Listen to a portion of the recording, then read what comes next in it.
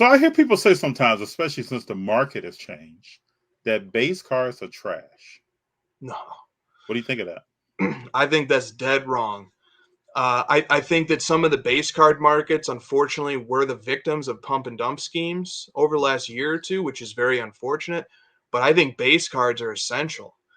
Base cards for me is where the nostalgia starts. I would open a couple packs on a birthday or on a holiday, and so what would I get out of those packs? It was 95% base cards and maybe an insert here or there, maybe a parallel if we're talking mid to late 90s here or there, but it was all about base cards. I love the base cards. I love building sets. I love turning them around and reading the caption on the back. I Yep. love looking at the statistics and trying to remember the statistics, memorize the statistics. The action shots that are on base cards can be iconic.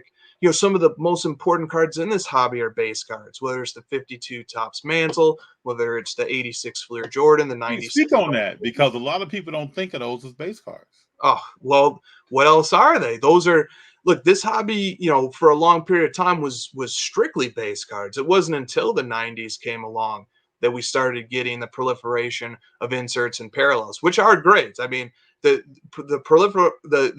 arrival and then proliferation of inserts and parallels was partially in response to the overproduction of base cards that occurred during the late 80s and the early 90s. And so manufacturers invented scarcity through serial Mhm. numbering and through super short prints. They invented that as a way to preserve value and to let the customer or the collector trust that, yeah, maybe they're going to print a million base sets, maybe more, but they're also going to make these variations that we know for sure are very limited in supply. So like I love parallels. I collect parallels in particular. I love inserts too, but base cards and base sets is the origin of the hobby. It's the lifeblood of the hobby.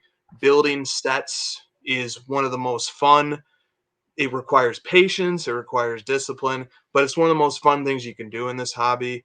And again, some of the most iconic cards in this hobby are in fact base cards. So we can't turn our back on base cards. Base cards are very important. And also a final thought on that, base cards is where we all begin.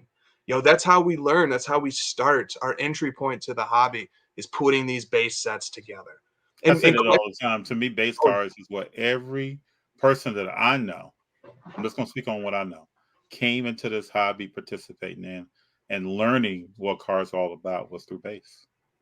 well, exactly, man. And like, having to put together base sets, the most, we put together back when 2018 Prism Basketball was just a couple $100 a box. We put together a handful of sets of that of 2018 Prism Basketball.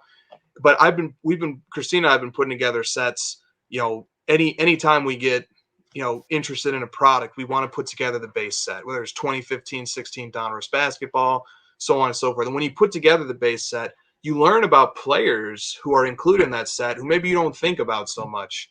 And all of a sudden now new players are coming on my radar. I've got new different ways to think about and approach the sport that I watch and love, which basketball being my first and most favorite sport. So there's a lot.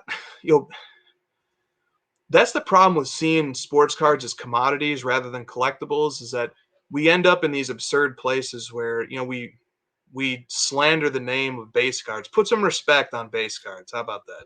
Put some respect on them, right? Yeah, Okay. exactly. I like that a lot. One other question I had for you here is that we have different groups of people in the hobby where they consider themselves flippers, investors, Mhm. collectors. What do you think these different segments of the hobby, how do they each add value? They do each add value. So like I'm partial to the collector. I was when I was brought back into the hobby. Hardcore collectors took me under their wing. They were my mentors. I really am biased in favor of the collector, and I love the collector's approach. That's always going to be the way that I approach the hobby. But I'm not, necessarily against investors or flippers or dealers. I'm not. They all serve important functions. So the function that the flipper serves, Hmm. the flipper go and same with the dealer. They go out and they find cards and they make them available to the market by prying them out of collections. And Yep. those cards would never become available if it wasn't for the flipper. And so the flipper helps to keep things in circulation. They help make sure that cards are available, that collectors can get them. And so as a collector, you know, even though it can be frustrating because, you know, flippers are in it for the money. They're trying to maximize the amount of profit they can make off of that card. That can be frustrating to a collector, but by the same token, that card probably wouldn't even be available if the dealer or the flipper didn't go out of their way to go Exactly. find it and track it down. Hmm. And so they serve a very important function in that regard. They help make things available.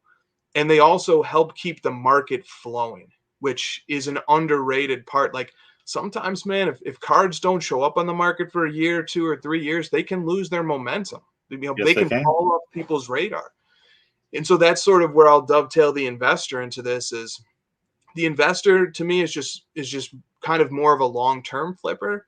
The investor is somebody who's looking to buy, you know, highly desired cards and, you know, hoard them, build a collection of them, but ultimately, you know, they're not going to die with those cards. They're not going to pass those cards on to their kids.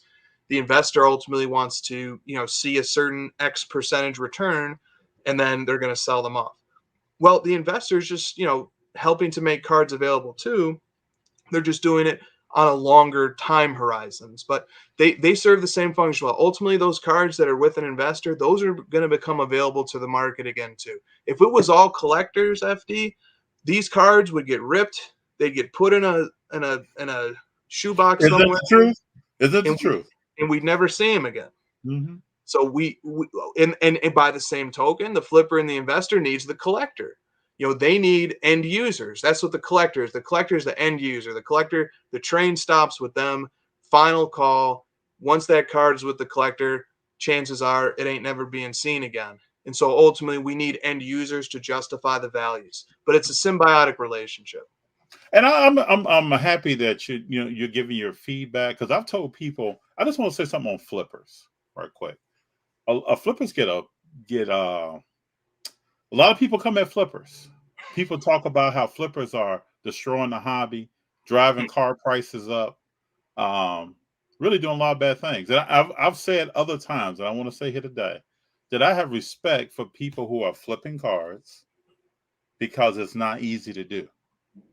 And I worked a sales job before that was mostly commission. So I understand the hustle. That's why when I see these guys out and these young ladies out at shows, I have respect for them because I understand the grind that it takes to continue to be on, have the energy, get out, travel, move cars around. I also see the benefits, right? I have some cars in my collection now that usually don't show up in LA, but they showed up in LA because certain people came to LA, brought the cars here. So it's good to get your feedback on what you think about that because there are not a lot of good things said about people who flip cars. Yeah, that's the truth. Look, you know, and it's hard to feel too bad for flippers because they make a bunch of money They and do. they They do do. really well.